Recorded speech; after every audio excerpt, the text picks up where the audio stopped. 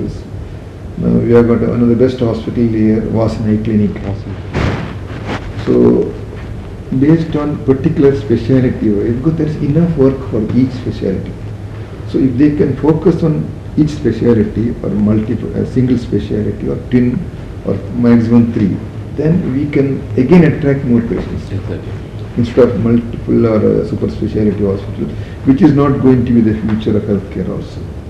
Nobody will come like Mayo Clinic and those are good, excellent. Cleveland Clinic, they are very good. But that kind of system is slowly changing because the field is so vast. We have to focus on and do better service. Another issue which is really bothering me all these years, think of the future. Whenever we have casualties or a patient has to be shifted on time, it's a golden hour. We still depend on ambulances. That's right, yes. So what I feel is these hospitals coming together and upgrading a helipad or invest on a couple of helicopters where we can shift the patient in no time. Is there any possibility of such a... Helipad, ambulance is very popular in the Western countries, but not much taken up in India, which will be very useful because of our accessibility is very limited, narrow roads and congestion, etc. Because the best service you can give to the patient is as early as possible they reach the hospitals, particularly in trauma and emergencies. So we have got excellent ICU and excellent trauma center. We have found that earlier they reach, the chance of their survival is better. Exactly. So we can fast investigate. No, is there any future plan or that is only there is an ambulance availability. One ambulance availability is there. Now the government of Karnataka is also planning some ambulance services. Because initially when the Red Cross some time ago they wanted to have ambulances on the highway in regular distances, every ambulance was costing a bomb. So instead of that, have a couple of helicopters so that you can... there are agencies which give this service also, which ambulance is available. We have used some of the hiring agency there to transport some patient to Bangalore from here, and we have saved life also. Yes. But in a cost-effective level, we have to just work out now it will be in what level it can. But it will be a great service. Sir, NMPT's role in promoting tourism is really great with a lot of cruise liners coming down to Mangalore, which was not heard of. Now we see the best of the vessels coming here with 7-star facilities. What are the future, the vision in regard to tourism? Of course, Port has positively started a terminal for these tourists to embark and have the basic facility of ATM, immigration and things like that. How do we increase the number of vessels?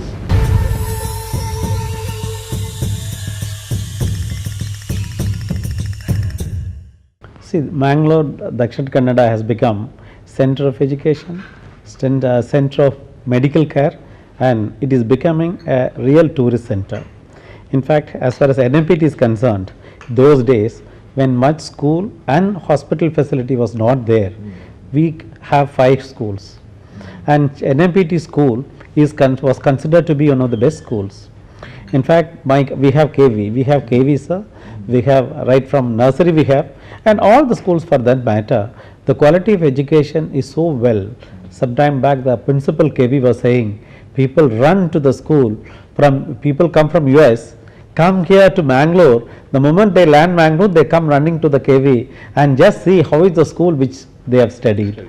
So still the quality of education is very good, our NMPT school, and also medical care. We have a hospital of 50-bedded hospitals, but it's so nice. We have 31 visiting doctors from Mangalore, and they render very good care. And it's so nice. Any disease, we have referral hospitals, including Unity Hospital, and we get treatment. I have around 2,000 people, maybe dependents 4, around 8,000 people totally as far as NMPT is concerned. Regular workers around 2,000, the dependents. All the cases minor cases we are dealt in our hospital, and others which requires reference is being referred to city, and all the cases are being dealt in Bangalore itself. Yeah. It was not a case earlier. So, this place has come to stay as an excellent educational center as well as medical care center. As far as tourist thing is, this has such a beautiful places to see. Recently I was presenting a paper on tourism in Mangalore. What all places?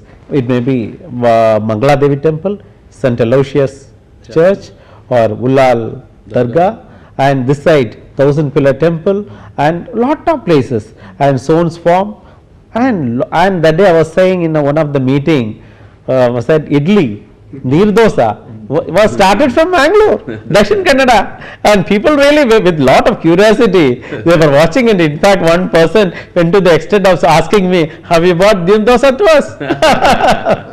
So this place is such a important tourist center, and as far as NMPT is concerned, ships started coming. Initially we had facilities, people were handled in a berth where it was meant for a general cargo. Now I think we will going to see, we have made a state of the art cruise terminal. Earlier we had problems at immigration, because regular tourist vessels are not coming, they were not having a regular immigration people here. Now of seeing the trend and potential of tourism, they have posted regular immigration people, and a well organized tourist people are there, buses are there, well trained guides are there, and if you come and see when a tourist vessel is coming, absolutely no hassles. Initially my people were saying there is little difficulty in the gate, everything has been sorted out. Before a vessel comes, 2 days in advance, we have a meeting with all concerned agencies. We coordinate and see that people are coming hassle free. Normally the ships are coming in the morning, sail in the evening. They go out, see some places and come back in the evening sail. And the report, recently I met the captain of the vessel, 3 days back a ship came. He said, we are extremely happy to come to Mangalore, the berthing of the vessel, the environment and arrangements are perfectly fine, he was saying. So I think still we have to go. As he said, doctor said, after now only morning coming and evening going, they would like to be here overnight also. So that facilities in due course of time I hope it will be developed. The other issue regarding tourism, now we have a lot of conferences being planned in Mangalore. People are coming to Mangalore from all over the world for international conferences and national conferences. This is also increases or it brings a lot of pressure on accommodation and infrastructure facilities. True. Among the education also, one area of education, what is continuing education, what they call CME, continuing medical education, or what they call in management development programs. These are all short-term courses, about 1 week or 1 month or 2 days, 3 days. So people want to update their knowledge, because by updating their knowledge, they can serve better. So education has got that great prominence, which is not seen now. Nowadays you see universities and colleges, suddenly you will find new things emerging and something like continuing education programs. So another new thing which we found recently. See, there is a new phenomenon which is yet to realize. Exactly. We can find on center continuing education program like ASCII has got in Hyderabad. That's right. ASCII, so something of similar type. That is called Associated Staff College of India, started about 50 years back by Nehru's time. It's all MDB program. So update the knowledge, and now we have got so many institutions here, and update the income for conferences.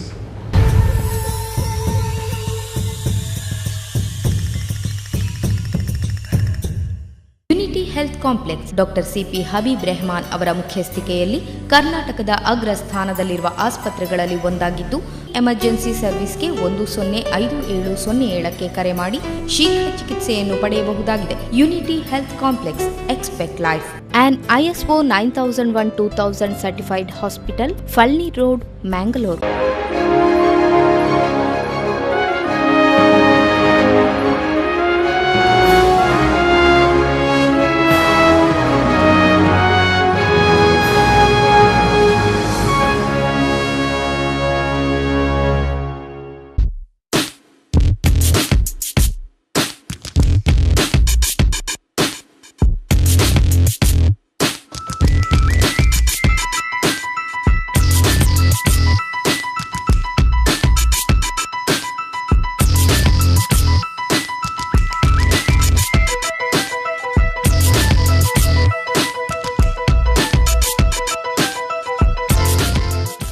Guhantara, a new world under the earth created with human imagination and creativity.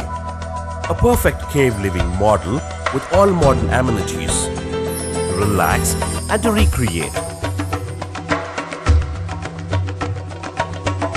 The first and largest cave resort in India, spread under 3 acres of land with playgrounds on top of it. Guhantara is beyond your imaginations, an ambience which existed 5,000 years ago, presented to you with modern facilities. Once you come in Guhantara, never goes out of your memory. Guhantara, Kanakpura Road, Bangalore.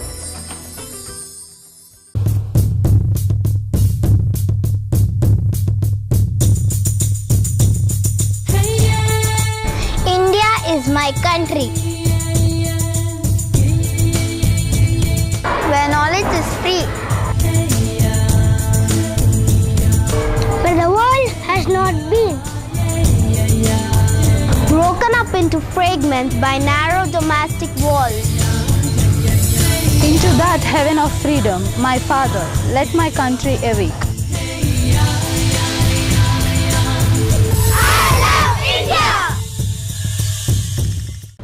One more thing which I found recently is, see, we have very good institutions which has been existing more than 25 years. Some have put in more than 50 years, 100 years, 150 years, like Aloysius College. The students of the college, they meet after 25 years of passing alumni. That meet is bringing back, maybe Aloysius will have only local students, but places like Manipal and NITK, we have people from all over India studying there and coming back with the families. That is a new breed of tourists coming to. So every year is a 25th, for example, 1985 batch of NITK students. We are meeting this year. So 86 batch, same, all colleges. Alumni meet in December next month. So we'll be, as you said, meeting so many of our old students with their families, children and all the things. Again, adding pressure on accommodation, and we have to consider that also as a part of tourism. Yes, So Mangalore is not well developed in tourism so far. They've got very limited hotels. A very nearby place is Bekal. It's developed very good. Beautifully developed. And they have a helipad. Bekal. The helicopter, takes them from this airport to the. It is one of the excellent tourist spot. No doubt. Five-star hotels in such a small place. Oh. And one Taj more. is there. Taj is there. Lalit is there. Then 2-3 other hotel industries are coming there. So mainly that area again is nothing to see much except a very old fort there. But they come for spa and other things, and natural beauty, see, or little things. So there is also scope for tourism in the neighboring state through this Mangalore.